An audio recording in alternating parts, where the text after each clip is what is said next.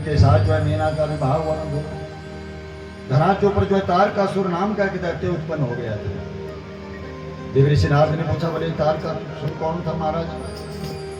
जो पूर्व समय में देवताओं को बड़ा भारी कष्ट दे चुका था और उसको वरदान मिला था कि शंकर भगवान ब्रह्मा की उसने तपस्या करी कि ब्रह्मा जी अगर आप मेरी तपस्या से प्रसन्न हैं तो शिव के अंश से जो बालक का जन्म हो और जिसने मां के गर्भ में वासना लिया वो नैष्ठिक बाल ब्रह्मचारी, उसी के हाथ से मेरी मृत्यु हो।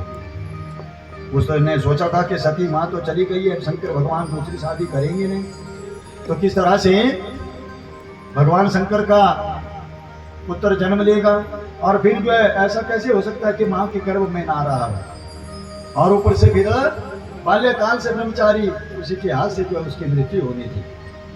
तो इसने अपने शक्ति का जो है दुरुपयोग प्रारंभ कर दिया। जब वरदान मिला तो बोले अपनी शक्ति का दुरुपयोग करने पर इंद्र आसन में जाकर के अपना अधिकार बना लिया, देवताओं को सताने लगा और सारे देवता जो है ब्रह्मा जी के पास चले गए कि आपने वरदान दिया। बोले मैंने वरदान तो दे दिया है, पर इसने वरदान में यह वरदान प्राप्त किया कि शंकर भगवान के अंश से जो बालक का जन्म होगा उसके हाथ से इसकी जो मृत्यु होगी। तो हमारे को अब शंकर भगवान को दिगंबर हो गए थे सती को छोड़ के। तो अब शंकर भगवान को यहाँ पर पहले हिमाचल राजा को कहा कि तुम जो है आदि शक्ति जो सती है वो जब स्वर्ग में चली गई उसके लिए तपस्या करें। हिमाचल राजा ने अपनी मीना को लेकर के 27 वर्ष तक जो है भगवती जगदम्बा की आराधना प्रारंभ की और भगवती ने दर्शन दिए। मांगो तो क्या मांगा बंधु? हिमाचल राजा ने मांगा कि मां अगर आप हमारी तपस्या से प्रसन्न है तो मेरे 100 पुत्र हो। कितने पुत्र हुए हिमाचल के? आप पिछले कल सुन चुके।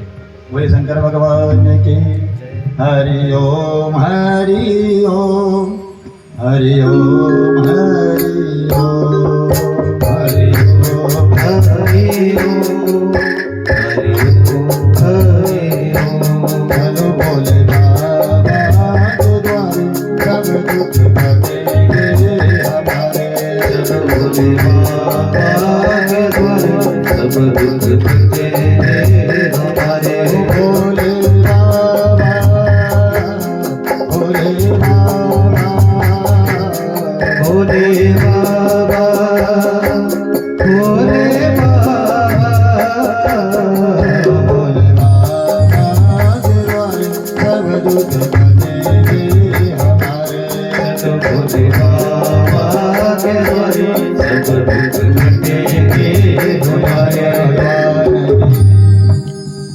इस तरह से बंधु 100 पुत्र के बाद के देखो माँ एक हमारी कन्या भी हो तो आप ही हमारे घर में जो है बेटी बन करके जन्म ले। तो हमारे मनोरथ को भगवती ने कहा कि मेरी तरह तो मैं कोई यथा मैं आने पर जो है मैं तुम्हारे पत्नी के गर्भ से हिमाचल राजा को कहा कि मीना के गर्भ से मेरा जन्म होगा। और बंधु आप तो जानते हैं कि 100 पुत्रों के बाद मीनाथ बड़ा पुत्र ये झारे पर्वत सबसे बाद जो है आदि शक्ति जो सती है परावैखरी जो भगवान शंकर ने जिनको अपने त्रिशूल से उनकी रचना की है।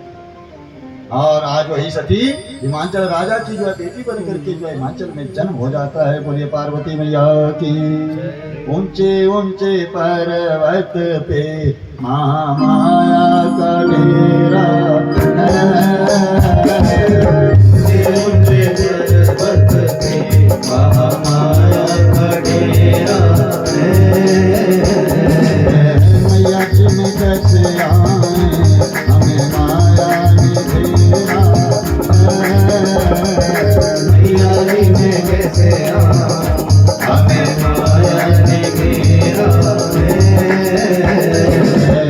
माता धुमा देवी जय माता तारा जय माता धुमा देवी जय माता तारा मानव को दे आशा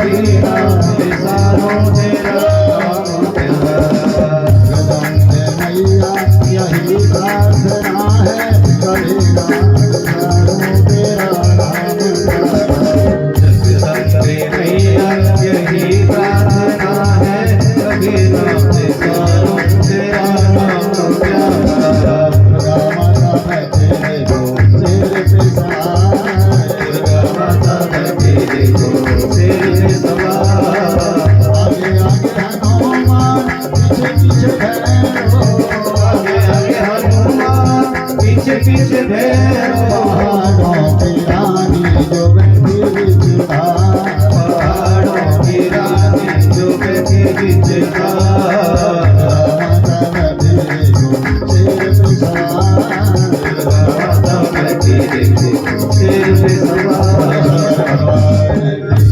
दुर्गा मैया की शुक्ल पक्ष में जैसे चंद्रमा की एक एक कला बढ़ती पूर्णिमा को पूरा हो जाता, वैसे हिमाचल में पार्वती जो है 20 वर्ष की और बड़ी शादी की चिंता हो गई।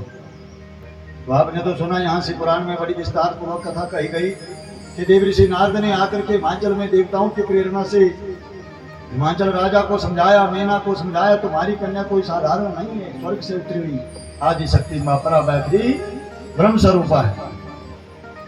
बोले बताओ महाराज इसका पति कैसा होगा? बोले इसका पति अनाथ होगा, कई प्रकार से बताया, साधु वेश धारण करने वाला होगा, जिसके माता पिता नहीं होंगे, दिगंबर होगा, शमशान में रहने वाला, उसका घर बार भी कोई नहीं होगा। बड़े चिंता में पड़ गई महाराज। बोले ऐसे तो फिर कैसे ये रिश्तों से ये अपगुण जो है, ये दोष कैसे खत्म हो? देव ऋषि नारद जरा रास्ता बताएं। बोले इसके लिए आपने बताना कि पार्वती को जो है शंकर भगवान की तपस्या करनी पड़ेगी, नहीं तो राह चलते वो भिखारी के साथ इसकी शादी हो जाए। और मीना तो बड़ी भारी परेशान हो गई थी प्रिय श्रोताओं कि नाजों में पड़ी हुई एक राजकुमारी कन्या किस तरह से जो है तपस्या करना कोई आसान बात नहीं होती।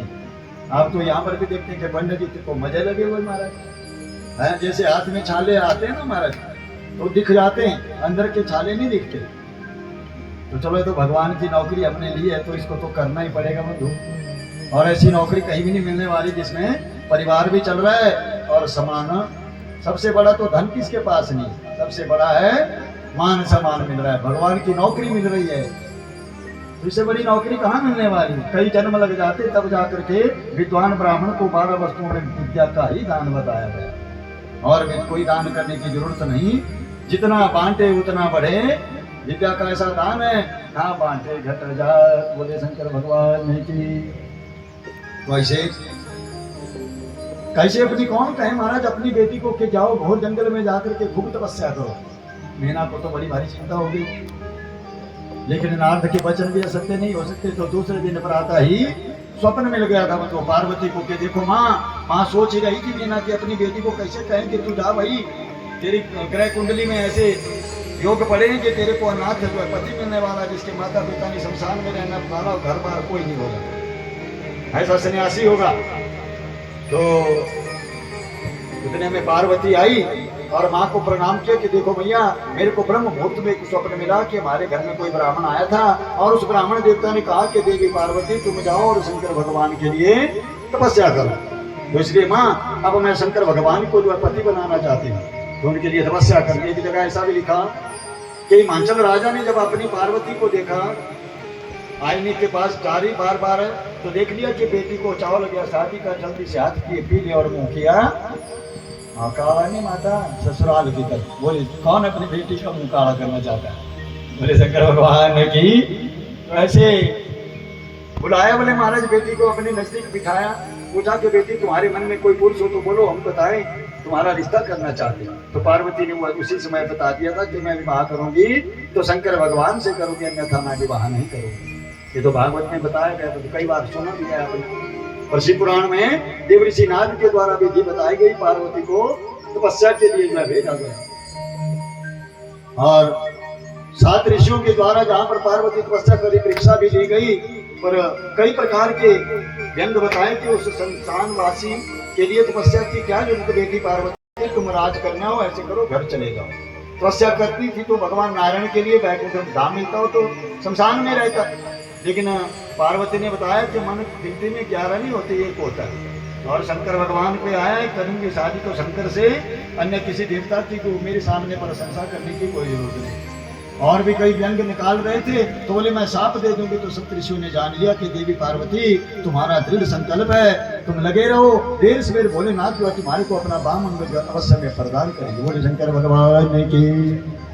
और इस तरह से 7 ऋषि जाकर हिमाचल राजा को भी बताया कि चिंता मत करें, आपकी जो पार्वती नाम की कन्या उसकी ये जो तपस्या है वो सफल होने में। और उतने में जाकर कैलाश धाम में शंकर भगवान को बता दिया कि भोलेनाथ जी यहाँ पर शंकर भगवान को जो है बोले जब पार्वती का जन्म हुआ तो उस बाद तारकासुर के अत्याचार से समस्त देवताओं ने जो है कामदेव को भेजा था। शंकर भगवान तो दिगंबर, उनकी समाधि भंग करने के लिए कामदेव ने बड़ा प्रयत्न किया। और बाद में जब हारने लगा तो और प्रयत्न करता है, शंकर भगवान से रहा नहीं गया, तीसरे नेत्र से बिजली चमकी और सीधे कामदेव भस्म हो गया।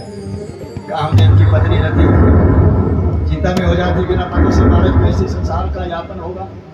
तो इसलिए राधा ब्रह्मा ने कहा कि तुम ऐसा करो कि कामदेव की राख को एकत्रित किया गया कि जब शंकर भगवान का पार्वती से विवाह होगा तो उस समय सारा संसार बड़ा आनंद हर्षित मना रहा होगा। तो उस समय क्या करना, भोलेनाथ अपन प्रसन्न होंगे और पोटली अपने ले जा करके प्रार्थना कर देना, बोले शंकर भगवान की, और शंकर भगवान तेरे पति को जो अच्छी वरदान दे दे।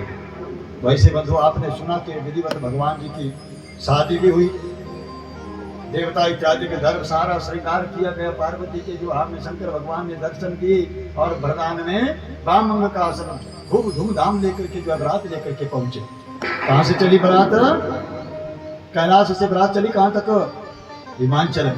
भगवान के पास नंदी भी था और आपने तो सुना भी बंधुओं के देवताओं के श्रृंगार हुए थे।